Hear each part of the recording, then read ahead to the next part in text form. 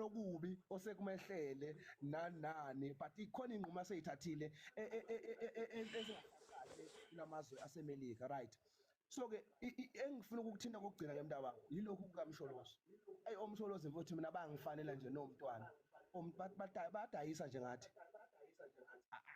mina nje ngibabona nje bengabadayisi mfethu because kumanje I understand ukuthi besigijima naye sikhankasa naye unkosazana ulingane yakhe lese parliament. Yabona nje lawo ma decisions Umsholozi wayenemali ayibala kwi VBS wakhe umuzi around 200 something million and ngiyaquestiona mina lokho. Umsholozi was one of the people wayesondela kakhulu kuChrisani wabulawa uChrisani but wawumuntu ozokhuluma. Ngibona nje kungesinye sestrategy nje yes nami nginawo umbono othi ungcono kunabani kodwa futhi ngiyamthimula mfethu uyabo ngimthimula in a way yokuthi kumanje sibona sinesiqiniseko sokuthi amavoti athathiwe kuthini but he's doing nothing. He's the one kahle kahle ufuna abuya ephaka but he's not doing it. I know ukuthi mhlawumbe unakho kwesaba ukuthi abantu bazofa but at the same time there's no way but ngabantu ake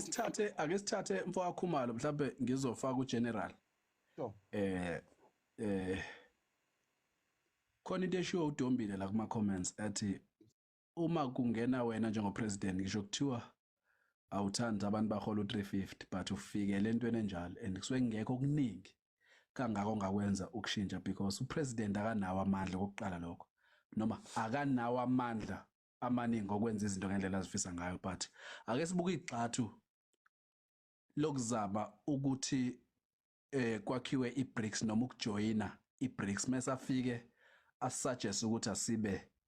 iBRICS ayibe nebank ekuyilona elozama ukutakula iSouth Africa kakhulukazi enkingeni ezibambile neWest kwangelona nigxathu lelo mhlambe hayi kwena kuphela wena ngani yakuthi Khumalo ngiyafuna ukuthi before ngidlule mhlambe ayithinte ayibuke naleyo ndaba ezithi ukuthi kwangelona nigxathu mhlambe elibalekile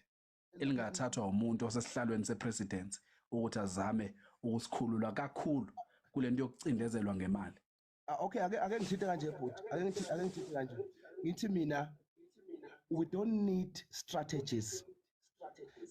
Sekuprove all strategies that we are trying asavuna umcindezeli. So uZuma ngoma strategies akha wenzayo wonke mina ngokwami awasisebenzeli because he's still using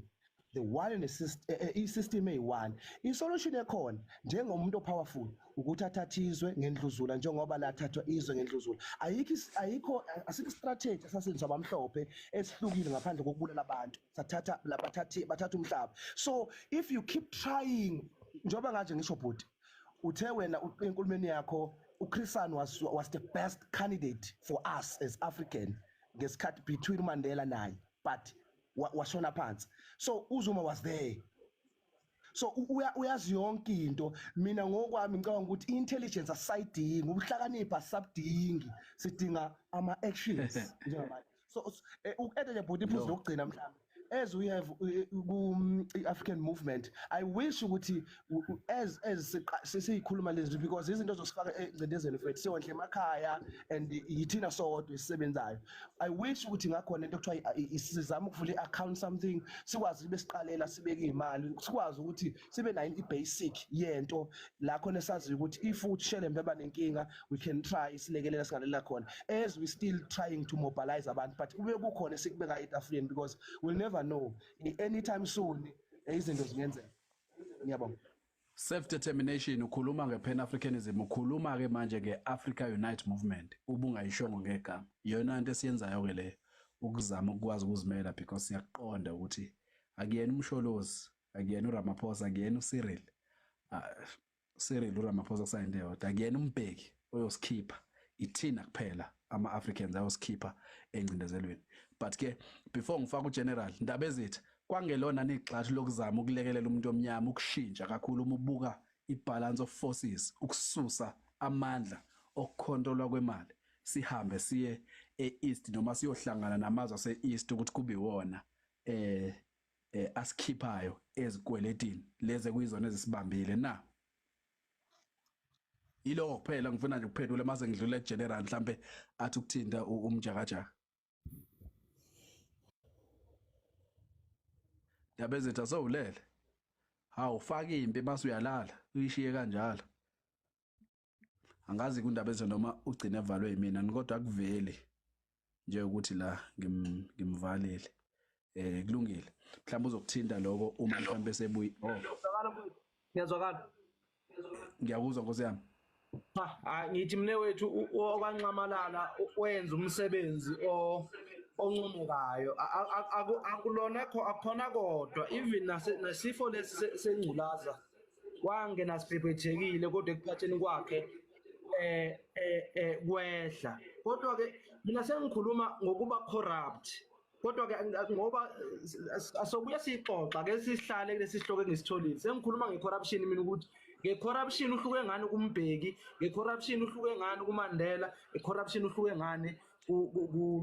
kohlele njengamanje ulokuzana kodwa ke ake sivale ngoba vele udaba vele ngekho kumsholuzi bekukhuluma ngeAfrica yokana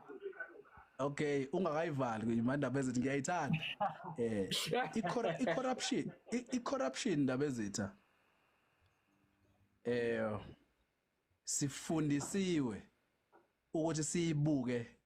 ngendlela abafuna siyibuke ngayo because angazi ukuthi sifika apha ekutheni sifune ukunaka icorruption ekhuluma ngama-million mase siyeke icorruption ekhuluma ngama-billion and kuyangihlupha ukuthi thina njengabantu sihlezi sijomba angisho ukuthi i-right but ngithi akuyona into eseqhulwini lenkinga zethu uma ukhuluma ngo-200 million mhlambe ongareference ama uthi ukhuluma ngecorruption kaZuma njengoba eseshilo uDr Life uma ukhuluma ngoMbeki noma ungakhuluma ngo-50 million uma ukhuluma ngoRamaphosa noma ungakhuluma ngemali ezitholakala eKusofa mina angikho worried ngazo iworry yami laba abantshontsha ama-billion njalo ngosuku uthini ngabo indaba kufanele simoshe isikhathi esiningi sethu sikhuluma ngecorruption ya 2 rand mase siyeke icorruption yama-billion ahambayo nabelungu ukhona umfowethu oke wakhuluma lapha wakhuluma nge-VBS njengoba ngeke ngachaza ukuthi okanqamala lo wakithi uyabona umuzi wakhe loya njengoba umkhulu umse kangaka kudala wakhe unqamalala uyabona methi wawakha nengane zakhe sokungaqamba amanga ukuthi abantu abaningi udume emva kaThulu Madonsela kwayikhathi uvezo lo thina sikhula lo yamuzi ubungaka nje umuhle umkhulu noma ubheka ke ne corruption lecture eyenziwa kwakhulunywa ngokuthi kwakwenziwa isecurity kodwa asikho isakhiwo sesikulo yamuzi esakhiwa ngemali kahulumeni uZuma esewupresident ngiyakubona kangikhuluma ngalokho okay imake indaba ezethu Ncesa awuqhubeke ngani yakwethu sengithi ngiyakubona ke angikhulumi ngalokho wo 250 million imali encane leyo kodwa ke mina ngokwami uma ngabe umlungu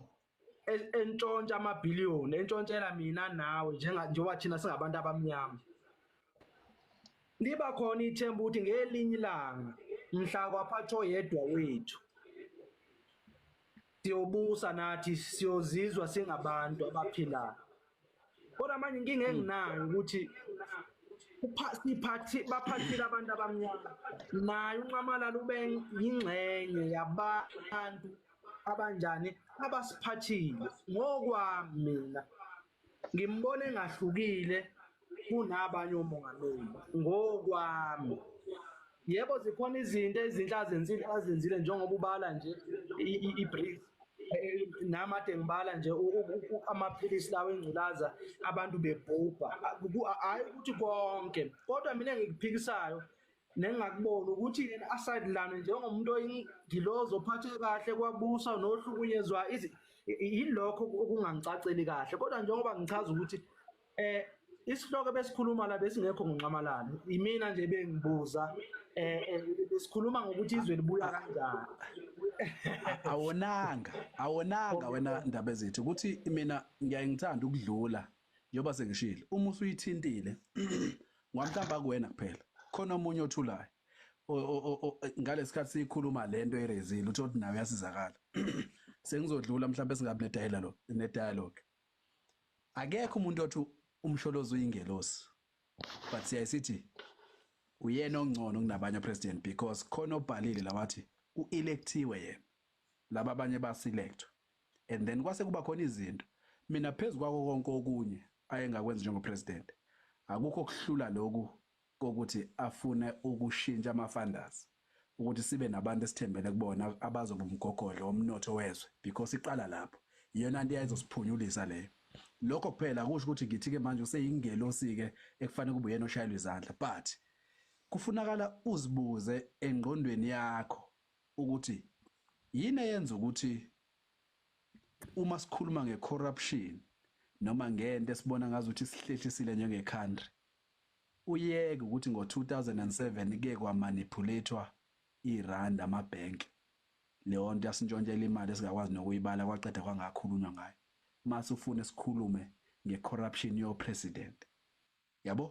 yinto leyo ngifuna umuntu omnyama azibuze yona mina akuyona inkinga yami ukuthi namhlanje untshontshe izinkwe ezingakhi inkinga yami njengamanje ukuthi umhlaba asinawo so even ne-issue yokuthi ubani ongcono kunomunye phakathi ko-president because ngiyazi ukuthi o-president abanalo ne-decision abasiphethe abakaze baphathe ilizwe alikaze liphathe umuntu omnyama enye illusion ekufanele sisuse engqondweni zethu izwe alikaze liphathe umuntu omnyama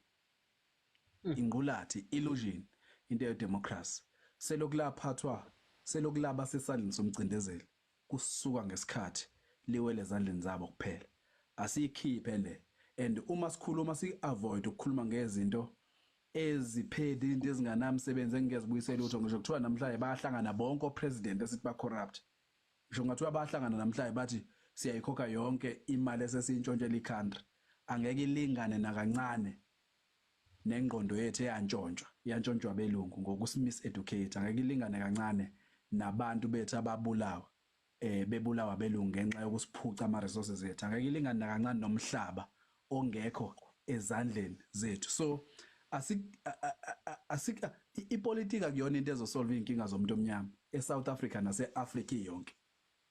sasithi akuvotelwe MK ngoba sibona i-potential yokuthi mhlambe masingasebenzisa le thuba sisebenzisa ama-numbers ethu at least ukuthi sifinyelele ekushintshweni komthetho ngenxa yento abasakhele yona but yayingeke ixazulule iy'nkinga zethu vele ngisho ngingathiwa sayithola nayo i-2/3 majority because iy'nkinga zomuntu omnyama zifuna usukume ziyaphoxa futhi ukuthi akube negazi elizochitheka kwi-process but ke general awungene ngane yakwethu uphinde uthi ukushaya ngiyabona sesifuna ukuhluka kancane kwenkulumo yethu kodwa ke bengifuna si-entertain le kandaba ezethu ukuze nombani onaleyo concern enhlizweni yakhe mhlambe sithi ukuyi-addressa before sidlule. No, ngicabanga ukuthi umuntu usezovela ashaya i-U-turn lapha because engezwa nje ukuthi undaba ezethu umbuzo wakhe bawuthe uhluke ngani umsholozi kwabanye o-president nami angifuni ukuthi-ke kona kube ukuthi ngempela sekuwu-live okudiscuss umsholozi lo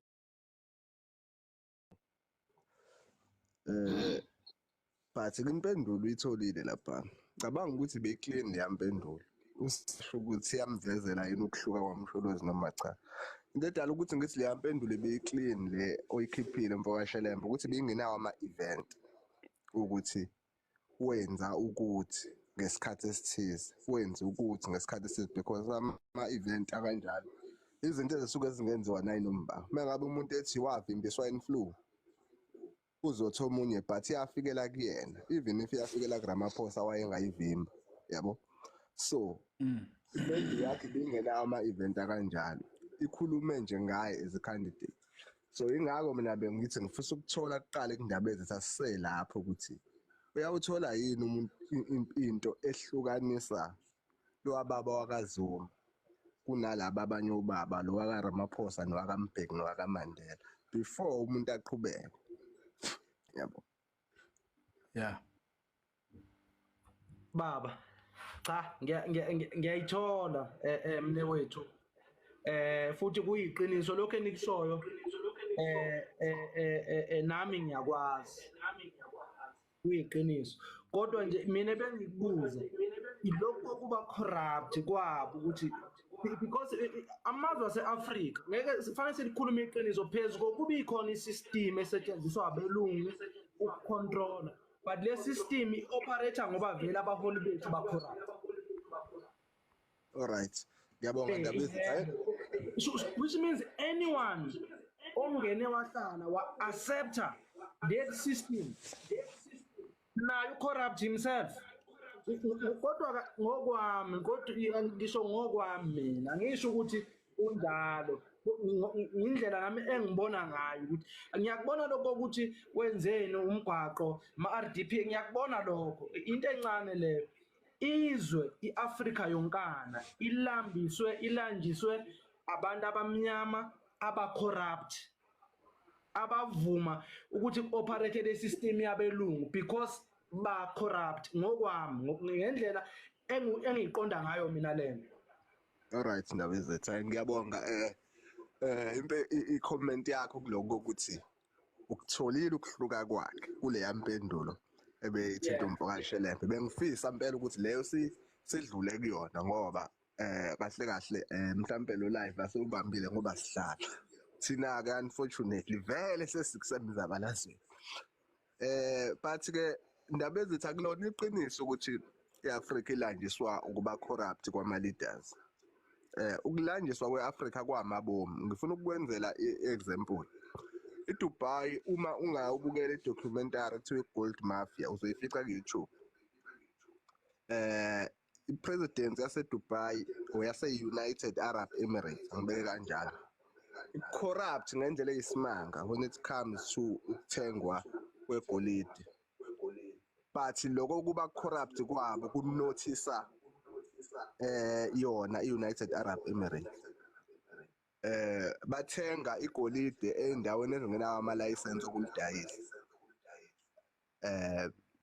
Bese bekulifaka ukuthi aliyeko booster i-currency yabo. Yabo. So bona they can buy anywhere. Nawe nje ungaya eDubai ufike udayisa igolide awuyidingi i-license yokulidayisa. Baney'ndawo ezakhiwa noma ugovernment azaziyo ukuthi zikhona lapha zithenga igolide ziyi-black market yokuthenga igolide bese yena yolanda kulezo iy'ndawo. I-corruption-ke leyo kwi-system yomnotho yasemhlabeni. So ngizama ukuthi-ke ngale comment i-corruption akuyona elambisa abantu yabo ngoba futhi yona i-corruption iyakwazi ukusuthisa abantu. I-corruption njalo ukulamba kwabantu base-Afrika kwamabomu kuncike kwi-system ephilisa abantu base-Afrika because uma abantu ufuna ukuba controller kufanele ube na something ozokwazi ukuba controller ngayo yabo. Angithi manje nje ngiqale ngezwe kade sikhuluma nawe ukuthi kufanele siqale sikwazi ukuyolima ukuze sizokwazi ukulwa nalabantu. Ezinye-ke zezizathu ezidala ukuthi i-Afrika kufanele ilanjiswe ukuze ingeke ikwazi ukulwa immediately yabo. Kufanele njalo uma nizocabanga ukulwa nicabanga ukuthi sisodlana yabo. So kuyimabomu ukulanjiswa kwabantu akuhlangene ne-corruption kaRamaphosa, akuhlangene ne-corruption kaMbeki. Uthe uDombile upresident akazabe nepower and uqinisile akekho upresident wakwaba nepower. Ngelinye ilanga lasake sasho uShalembe wakwenza ivideo ukuthi mhlambe kwesinye isikhathi abantu bayothuka sesiprotecta yena uCyril kade simgxeka because siyaqonda ukuthi lesiyasihlalo uthi ufika kusona sibe sinendlela vele yokuoperate yabo ukuthi lesi sihlalo ke si-operate kangalama terms A B and C. Mawufika uhlale lapha yanye mhlambe izinto ezenza umsholozi abe yisitha kakhulu ukuthi afike angafuni ukungena njenge glove esandleni uma efika kulesa sihlalo. So nanoma imuphi upresident ngisho singavusa wena Ndabezitha namhlanje kade ukhuluma kahle kanje sithi hamba uyohlala kulesa sihlalo iAfrika izolama nanoma ngayiphi indlela ngisho ngathi wena uzimisela ukuthi uzonyusa igrant uyenze 7,000 kuzoba ne-currency manipulation njengoba kade esho uShelema lo 7,000 ukwazi uku-affordela isinkwa kuphela because ukulanjiswa kwe-Afrika kuyinhloso akuyona into eyenzeka bese ukuthuka bethuke even bona abantu abasemandleni ukuthi hawu kwenzakalani iSouth Africa yalamba kanje inhloso leya ndaba ezitha ingakho lezi zinto zidinga i-consciousness ngendlela eyisimanga ngiye ngathi mina ngikufuni kwakona ukulima yabo nginesizathu esidala ukuthi ngithi angikufuni ukulima ngifake eThekwini khona enye insizwa lapha ebengizwana nayo kakhulu besidla ndawonye emsebenzini like umfowethu leyansizwa but every day besidla inyama and yimo wayefike nalo nto because ngathi kuzona zonke izinto ama-Afrika azilimayo namhlanje mhlambe u5% walezo zinto eziyimbewu yase-Afrika namhlanje mengabe ama-Afrika ekhuluma ngokuthi afuna ukuyolima asuke eyolima izinto eziyima-foreign product because uma befika labantu la basifika thina singenaso isidingo sokulima umhlaba wawusinikeza yonke into esiyidingayo yabo thina into zethu uma ke wayitshala ithela every year emva kwaloko awuyivuni uyibeke izinto zase-Afrika azinjalo ngenzele isibonelo ngamagwava amagwava uma watshala isihlahla sekhona forever anything eyimafruit ale Africa yabo ne-veg like upelepele asinayo thina into oyitshala yase-Afrika oyitshala kufanele uyivune uphinde uyitshale the following year asinayo into enjalo e-Afrika zonke izinto ezinjalo zi-foreign because i-Afrika iyayiwumhlaba onikezwe yonke into ekufanele ukuthi abantu babe nayo ukuze baphile so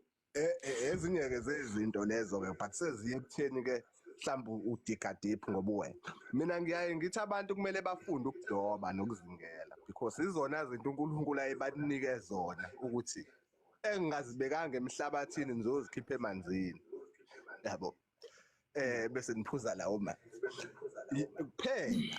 because uma uke wafuna